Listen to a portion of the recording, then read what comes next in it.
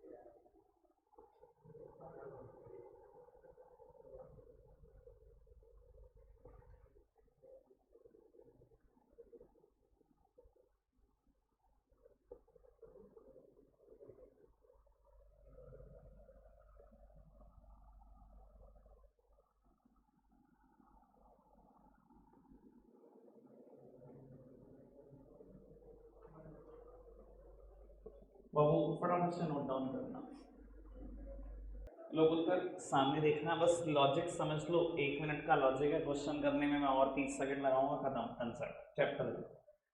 Babu section 37 of Indian partnership act 1932, मैं आपकी knowledge के लिए बता देता हूँ, ये सेक्शन बेटा हमारे कोर्स में कुछ ही टाइम पहले इंट्रोड्यूस हुआ है, होता नहीं था, हो सकता है शायद ये 3rd ईयर है इसका, उससे पहले नहीं था। बाबू क्या दिक्कतें थी जिसकी वजह से सेक्शन को लाना पड़ा, पहले दिक्कत समझ लो। बाबू पार्टनर की डेथ हो चुकी है, उसके एग्जीक्यूटर का सम निकाल लिया, एक स्पेसिफाइड सम बैठता है, लेट्स सपोज 5,30,000 रुपये, ठीक है जी। एक्स और जेड रिमेनिंग पार्टनर है, वाई की डेथ हुई है, इन दोनों ने मतलब पूरी पार्टनरशिप फर्म ने 5,30,000 देने हैं वाई के एग्जीक्यूटर को, सालों साल पेंडिंग पड़ी, अमाउंट दे नहीं रहे, और अगर वो कोर्ट में मुकदमा भी डाल दे तो वो सिर्फ अमाउंट मिल जाया करती थी। अब यार ये तो बड़ी नाइंसाफी है, 6-6 महीने साल पर साल पर अमाउंट ही नहीं दे रहे हो आप उसका। बाबू फिर एक नया सेक्शन इंट्रोड्यूस किया गया, सेक्शन 37, इसकी वजह से क्या होता है ये समझो। बाबू डिसाइड हुआ अगर आप कभी भी डिसीज्ड पार्टनर की अमाउंट ड्यू रखोगे तो या तो आप दोगे इंटरेस्ट या दोगे प्रॉफिट में हिस्सा, देना पड़ेगा। अगर बेटा किसी भी पार्टनर की डेथ से पहले तीनों पार्टनर ने म्यूचुअली डिसाइड करा और पार्टनरशिप में लिख दिया कि कुछ भी नहीं मिलेगा, तो बिल्कुल कुछ नहीं मिलेगा। अगर पार्टनरशिप डीड में कुछ नहीं लिखा तो इन दोनों में से एक चीज तो देनी ही पड़ेगी, या तो ब्याज दे दो 6% पर एनम के हिसाब से, जितना भी अमाउंट उसका और जितने भी टाइम पीरियड के लिए ड्यू रहा है, या उसको प्रॉफिट में हिस्सा दे दो। प्रॉफिट की बेटा कैलकुलेशन मैंने लिखी है, अब इसको इग्नोर मारो, सीधा क्वेश्चन में सिखाता हूँ कैसे होगा, सिर्फ सेकंड्स लगेंगे, ठीक है। सब सामने देखना मेरी तरफ, 1 सेकंड में ही कर देंगे क्वेश्चन। बाबू सिर्फ रीडिंग में टाइम खर्च दो, उसके बाद कुछ नहीं है इस पूरे क्वेश्चन। रमेश, सुरेश और दिनेश पार्टनर हैं, प्रॉफिट लॉसेस शेयर करते हैं 3-1 में। Dinesh died on 1st of May 23, on which date the capital of Ramesh, Suresh and Dinesh after all necessary adjustments stood at 120, 80 and 50 respectively। अच्छा ठीक है जी। बाबू 1 मई को डेथ हुई है एक पार्टनर की जिसका नाम है दिनेश, और बाबू इन तीनों की कैपिटल दी हुई है आपको आफ्टर ऑल एडजस्टमेंट। कहते हैं Ramesh and Suresh decided to carry on a business for 8 months without settling the account of Dinesh. 8 महीने तक धंधा करे, दिनेश के अकाउंट सेटल भी नहीं करे। अच्छा जी। बाबू उसके 50,000 देने थे, दे नहीं रहे 8 महीने होंगे, बताओ। ये समस्याएं थी, एक्चुअल में थी। कहते हैं during the period of 8 months ended 31 December 23, profit of 40,000 is earned by the firm. इन 8 महीनों में फर्म ने कितना प्रॉफिट कमाया? 40,000 रुपए। कहते हैं state which of the 2 option available to Dinesh executor under section 37 of Indian partnership act 1932 should be exercise. कौन से 2 ऑप्शन दिनेश के एग्जीक्यूटर के पास अवेलेबल हैं? और कहता है also calculate the total amount payable to Dinesh executor if Ramesh and Suresh clear the dues of Dinesh on 31st of December 23। अच्छा जी, आओ जी सारी बातें समझते हैं 1 मिनट में। सर दिनेश के कितने पैसे देने हैं आपने? 50,000। सर 2 ही ऑप्शन है, या तो 6% पर एनम के हिसाब से ब्याज दे दो। Sir 6% per annum for 8 month, पूरे साल का ब्याज न दे देना, सीधा 6%। 1 मई को डेथ हुई है और 31 दिसंबर को अकाउंट बंद हो गया और वो देने को तैयार है 31 दिसंबर को पैसे, तो 8 महीने का ब्याज। बाबू कैलकुलेट कर लेते हैं 8 महीने का ब्याज कितना आता है। 2,000 रुपये, या क्या देंगे? प्रॉफिट में हिस्सा। ये प्रॉफिट का हिस्सा कैसे निकलता है यार? बहुत सिंपल बात है, बहुत सिंपल, यूनिटरी मेथड आता है वही है। आपको तो लगेगा मैंने क्या फॉर्मूला लिख दिया, भैया मेरा एनालिसिस कभी होता ही नहीं इतना हल्का कि बाबू आपको रटवा दूं मैं फॉर्मूला। कौन सा फॉर्मूला, काहे का फॉर्मूला, हमें चाहिए नहीं कोई फॉर्मूला। बाबू आपने 40,000 रुपये प्रॉफिट कमाया, वो कहता है 60 महीने में। बाबू कितने पैसे लगाकर, मैं आपको ये सिखाता हूँ, कितने पैसे लगे हुए हैं बिजनेस में? 1 20 80 और अब इसके 50 वापस नहीं गए, 50 भी लगे हुए हैं, तो बाबू 2.5 लाख रुपए लगे हुए हैं। 2.5 लाख रुपए लगे हुए हैं बेटा। 40,000 का प्रॉफिट कमाया 2.5 लाख रुपए लगाकर। 1 रुपए लगा के कितना प्रॉफिट कमाते? और दिनेश के जो 50,000 हैं उसकी कैपिटल की वजह से कितना प्रॉफिट कमाया? दिनेश के 50,000 की वजह से कितना प्रॉफिट कमाया?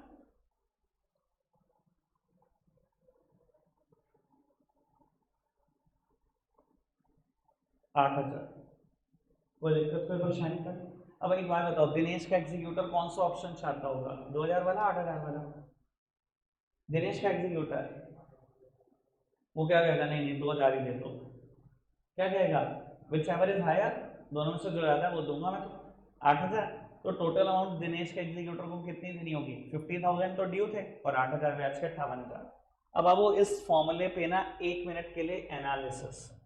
सर ये देखना मैंने क्या लिखा है, प्रॉफिट कितना हुआ डिसीज्ड पार्टनर के जाने के बाद, प्रॉफिट कितना हुआ डिसीज्ड पार्टनर के जाने के बाद, divided by total capital of partner including due amount of deceased partner. सारी कैपिटल जोड़ दो, डिसीज्ड पार्टनर की भी कैपिटल जोड़ दो। बाबू जब मैंने ये 2.5 लाख रुपए लिखे तो डिसीज्ड पार्टनर की भी कैपिटल जोड़ी 50,000, 1 20 80 और 50 उसके भी जोड़ लिए, ठीक है जी। मल्टीप्लाई कर दो किससे, amount due to deceased partner. बाबू amount due to deceased partner is 50,000। मैंने कुछ नहीं किया बेटा, मेरा बड़ा सिंपल एनालिसिस किया, कौन रटेगा फॉर्मूला, इतना बड़ा फॉर्मूला। मैंने तो सीधा ये निकाला ना कि अगर मैं 40,000 कमा रहा हूँ 2.5 लाख रुपए लगाकर, तो 50,000 की वजह से मैंने कितने कमाए, बड़ी सीधी सीधी सी बात, ठीक है जी। कान को सीधा पकड़ो, ऐसे नहीं पकड़ना, ठीक है जी। बुक में बेटा इस पर भी सिंगल क्वेश्चन था, पर एक एग्जाम्पल है बहुत जरा सा, ठीक है जी। सेम एक बार ये कर दो ताकि मुझे तसल्ली हो जाए कि ये आपको समझ में आ गया, उसके बाद वाइंड अप कर देते हैं, फटाफट से कर दो। लगता है आज के लिए इतना ही है प्यारे बच्चों, है ना।